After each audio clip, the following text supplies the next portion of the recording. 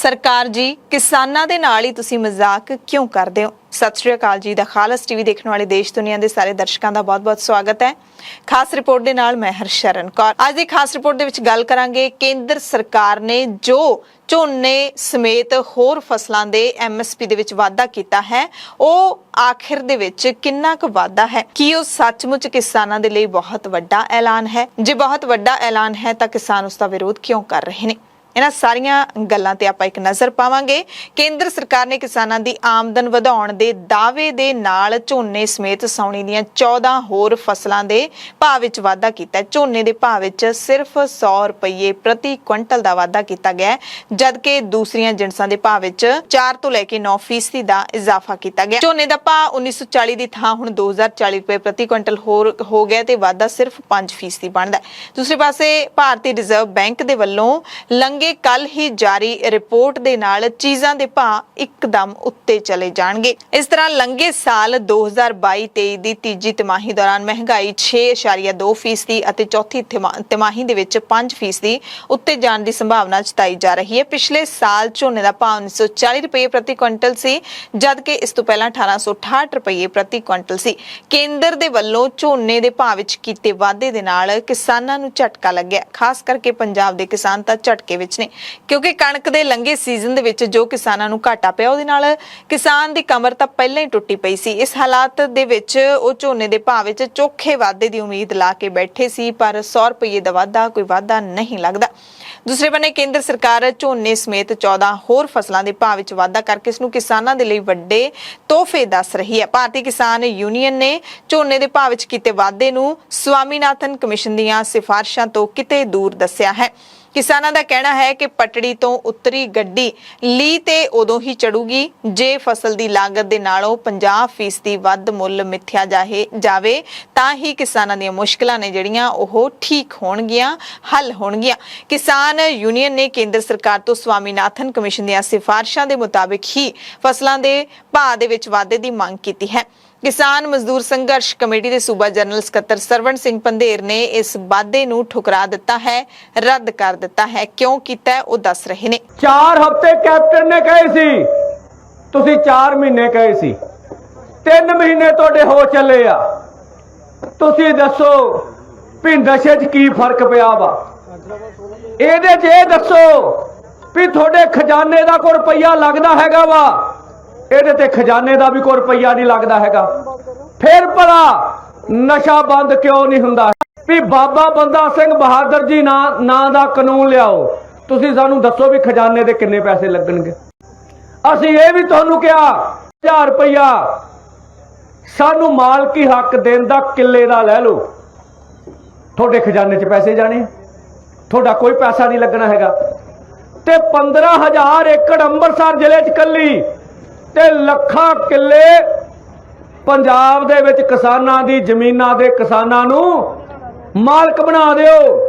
ਤੇ ਕਿਸਾਨ ਜਥੇਬੰਦੀਆਂ ਨੇ ਜਿੱਥੇ ਇਸ ਵਾਧੇ ਨੂੰ ਨਿਗੋਣਾ ਦੱਸਿਆ ਹੈ, ਉੱਥੇ ਹੀ ਟਰੈਕਟਰ ਟੂ ਟਵਿੱਟਰ ਨਾਂ ਦਾ ਜਿਹੜਾ ਟਵਿੱਟਰ ਹੈਂਡਲ ਹੈ ਉਹਨਾਂ ਨੇ ਵੀ ਦੱਸਿਆ ਹੈ ਕਿ ਪ੍ਰਧਾਨ ਮੰਤਰੀ ਨਰਿੰਦਰ ਮੋਦੀ ਦੀ ਸਰਕਾਰ ਦੇ ਵੱਲੋਂ 14 ਫਸਲਾਂ ਦੇ MSP ਦੇ ਵਿੱਚ ਕੀਤਾ ਗਿਆ ਵਾਧਾ ਇੱਕ ਮਜ਼ਾਕ ਹੈ, ਕਿਉਂਕਿ ਜਿਸ ਹਿਸਾਬ ਦੇ ਨਾਲ ਮਹਿੰਗਾਈ ਵਧਾਈ ਜਾ ਰਹੀ ਹੈ, ਜਿਸ ਹਿਸਾਬ ਦੇ ਨਾਲ ਹੋਰ ਚੀਜ਼ਾਂ ਦੇ ਰੇਟ ਮਹਿੰਗੇ ਕੀਤੇ ਜਾ ਰਹੇ ਨੇ, ਉਸ ਦੇ ਹਿਸਾਬ ਨਾਲ ਤਾਂ ਕਿਸਾਨਾਂ ਨੂੰ ਇਸ ਦਾ ਫਾਇਦਾ ਨਹੀਂ, ਇਸ ਦਾ ਨੁਕਸਾਨ ਹੀ ਹੋਵੇਗਾ। ਕਿਸਾਨਾਂ ਨੂੰ 1 ਤੋਂ 2% तक ਜਿਹੜੀਆਂ ਫਸਲਾਂ ਨੇ ਉਹ ਗਵਾਉਣੀਆਂ ਪੈਣਗੀਆਂ, ਇਹ ਕਿਹਾ ਹੈ ਟਰੈਕਟਰ ਟੂ ਟਵਿੱਟਰ ਨੇ। 2 ਅੰਕੜਿਆਂ ਤੇ ਨਜ਼ਰ ਮਾਰੀਏ ਤਾਂ ਕੇਂਦਰ ਸਰਕਾਰ ਨੇ ਆਪਣੇ ਪਹਿਲੇ ਕਾਰਜਕਾਲ ਤੇ 5 ਅਤੇ ਮੌਜੂਦਾ 3 ਸਾਲਾਂ ਦੌਰਾਨ ਝੋਨੇ ਦੇ ਮੁੱਲ ਵਿੱਚ ਸਿਰਫ 35% ਦਾ ਵਾਧਾ ਕੀਤਾ ਹੈ। 2014 ਦੇ ਵਿੱਚ ਝੋਨੇ ਦਾ ਭਾਅ 1360 ਰੁਪਏ ਹੁੰਦਾ ਸੀ, ਜਿਹੜਾ ਕਿ 8 ਸਾਲਾਂ ਬਾਅਦ 2040 ਰੁਪਏ ਪ੍ਰਤੀ ਕੁਇੰਟਲ ਨੂੰ ਛੂਹਣ ਲੱਗਿਆ। ਦੂਸਰੇ ਬੰਨੇ ਕਾਂਗਰਸ ਸਰਕਾਰ ਦੇ 10 ਵਰਿਆਂ ਦੇ ਰਾਜ ਦੌਰਾਨ ਭਾਅ ਦੇ ਵਿੱਚ 100% ਦਾ ਇਜ਼ਾਫਾ ਹੋਇਆ ਸੀ। 2005-6 ਵਿੱਚ ਝੋਨੇ ਦਾ ਮੁੱਲ 570 ਰੁਪਏ ਪ੍ਰਤੀ ਕੁਇੰਟਲ ਹੁੰਦਾ ਸੀ, 2013-14 ਦੇ ਵਿੱਚ 1310 ਰੁਪਏ ਨੂੰ ਪਾਰ ਕਰ ਗਿਆ ਸੀ। ਇੱਕ ਪਾਸੇ ਦੇਸ਼ ਦੇ ਪ੍ਰਧਾਨ ਮੰਤਰੀ ਨਰਿੰਦਰ ਮੋਦੀ ਨੇ 2022 ਤੱਕ ਕਿਸਾਨਾਂ ਦੀ ਆਮਦਨ ਦੁੱਗਣੀ ਕਰਨ ਦਾ ਦਾਅਵਾ ਕੀਤਾ ਸੀ। ਦੂਸਰੇ ਪਾਸੇ ਸਿਰਫ 100 ਰੁਪਏ ਦਾ ਵਾਧਾ ਕਰਕੇ ਕਿਸਾਨਾਂ ਨੂੰ ਪਲੋਸਣ ਦੀ ਕੋਸ਼ਿਸ਼ ਕੀਤੀ ਗਈ ਹੈ, ਪਰ ਕਿਸਾਨ ਹੁਣ ਸਮਝ ਚੁੱਕੇ ਨੇ। ਕਿਸਾਨ ਉਹੀ ਕਹਿੰਦੇ ਨੇ ਜਿਵੇਂ ਭਾਰਤ ਦੇ ਪ੍ਰਧਾਨ ਮੰਤਰੀ ਨਰਿੰਦਰ ਮੋਦੀ ਕਹਿੰਦੇ ਨੇ ਕਿ ਕਿਸਾਨਾਂ ਦੀ ਆਮਦਨ ਹੈ ਜਿਹੜੀ ਉਹ ਦੁੱਗਣੀ ਹੋਏਗੀ। ਦੁੱਗਣੀ ਤਾਂ ਹੀ ਹੋਏਗੀ ਕਿ ਜਿੰਨੀ ਲਾਗਤ ਹੁੰਦੀ ਹੈ ਫਸਲ ਤੇ, ਮੰਨ ਲਓ ਨਰਮੇ ਦੀ ਫਸਲ ਹੈ ਜਾਂ ਫਿਰ ਹਾੜੀ ਦੀ ਫਸਲ ਹੈ, ਝੋਨੇ ਦੀ ਫਸਲ ਹੈ, ਉਹਦੇ ਉੱਤੇ ਬੀਜਣ ਦੇ ਉੱਤੇ ਜਿੰਨਾ ਖਰਚਾ ਹੁੰਦਾ ਹੈ, ਜਿੰਨੀ ਲਾਗਤ ਆਉਂਦੀ ਹੈ, ਉਹ ਤੋਂ ਦੁੱਗਣਾ ਰੇਟ ਹੈ ਜਿਹੜਾ ਉਹ ਕਿਸਾਨਾਂ ਨੂੰ ਮਿਲੂਗਾ, ਤਾਂ ਹੀ ਕਿਸਾਨ ਖੁਸ਼ਹਾਲ ਹੋਣਗੇ। ਮੁਲਕ ਦੇ ਵਿੱਚ ਮਹਿੰਗਾਈ ਤਾਂ ਛੜੱਪੇ ਮਾਰ ਕੇ ਵੱਧ ਰਹੀ ਹੈ, ਮਹਿੰਗਾਈ ਵੱਧ ਰਹੀ ਹੈ ਤੇ ਜਿਹੜੇ ਕਾਰਪੋਰੇਟ ਘਰਾਣੇ ਨੇ ਉਹਨਾਂ ਨੂੰ ਬਹੁਤ ਜ਼ਿਆਦਾ ਫਾਇਦਾ ਮਿਲ ਰਿਹਾ ਹੈ, ਕਿਉਂਕਿ ਸਮਾਨ ਤਾਂ ਉਹਨਾਂ ਦੀਆਂ ਫੈਕਟਰੀਆਂ ਦੇ ਵਿੱਚ ਤਿਆਰ ਹੁੰਦਾ ਹੈ, ਲੋਕਾਂ ਨੇ ਖਰੀਦਣਾ ਵੀ ਹੁੰਦਾ। ਜਿਹੜੀਆਂ ਬੇਸਿਕ ਚੀਜ਼ਾਂ ਨੇ, ਜਿਹੜੀਆਂ ਬਿਲਕੁਲ ਹੀ ਜਿਨ੍ਹਾਂ ਤੋਂ ਬਿਨਾਂ ਲੋਕਾਂ ਨੂੰ ਸਰਦਾ ਨਹੀਂ ਹੈ, ਖਾਣ ਪੀਣ ਵਾਲੀਆਂ ਚੀਜ਼ਾਂ ਜਾਂ ਹੋਰ ਬਹੁਤ ਲੋੜ ਦੀਆਂ ਜ਼ਰੂਰੀ ਚੀਜ਼ਾਂ ਨੇ, ਉਹ ਲੋਕਾਂ ਨੂੰ ਖਰੀਦਣੀਆਂ ਹੀ ਪੈਂਦੀਆਂ ਨੇ। ਉਹਨਾਂ ਦੇ ਭਾਅ ਦੇ ਵਿੱਚ ਹੀ ਇੰਨਾ ਵਾਧਾ ਹੋ ਰਿਹਾ ਹੈ ਤੇ ਜ਼ਾਹਿਰ ਤੌਰ ਤੇ ਆਮ ਬੰਦੇ ਨੂੰ ਮਾਰਿਆ ਜਾ ਰਿਹਾ ਹੈ ਤੇ ਜਿਹੜੇ ਕਾਰਪੋਰੇਟ ਘਰਾਣੇ ਨੇ, ਜਿਹੜੇ ਵਪਾਰੀ ਨੇ ਵੱਡੇ, ਉਹਨਾਂ ਨੂੰ ਫਾਇਦਾ ਪਹੁੰਚਾਇਆ ਜਾ ਰਿਹਾ ਹੈ। ਜੇ ਮਹਿੰਗਾਈ ਦੀ ਗੱਲ ਕਰ ਲਈਏ ਤਾਂ ਪਿਛਲੇ 6 ਮਹੀਨਿਆਂ ਦੇ ਵਿੱਚ ਚੌਲ 13.9%, ਅਰਹਰ ਦੀ ਦਾਲ 6.81%, ਆਟਾ 29.38%, ਆਟਾ ਜਿਹੜੀ ਬਹੁਤ ਹੀ ਜ਼ਰੂਰੀ ਚੀਜ਼ ਹੈ, ਜਿਸ ਤੋਂ ਬਿਨਾਂ ਲੱਗਦਾ ਕਿਸੇ ਘਰ ਦੇ ਵਿੱਚ ਰੋਟੀ ਪੱਕ ਹੀ ਨਹੀਂ ਸਕਦੀ, ਉਹਦੇ ਵਿੱਚ 29.38% ਵਾਧਾ ਹੋਇਆ ਹੈ। ਸੋਇਆ ਤੇਲ 10.9%, ਚਾਹ ਪੱਤੀ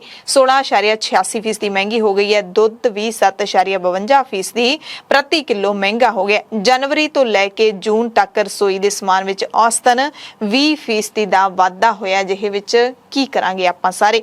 ਇਸ ਕਰਕੇ ਆਮ ਬੰਦੇ ਦੇ ਲਈ ਪਰਿਵਾਰ ਦਾ ਜਿਹੜਾ ਪੇਟ ਪਲੋਸਣਾ, ਪੇਟ ਝੁਲਸਣਾ ਵੀ ਔਖਾ ਹੋ ਰਿਹਾ ਹੈ।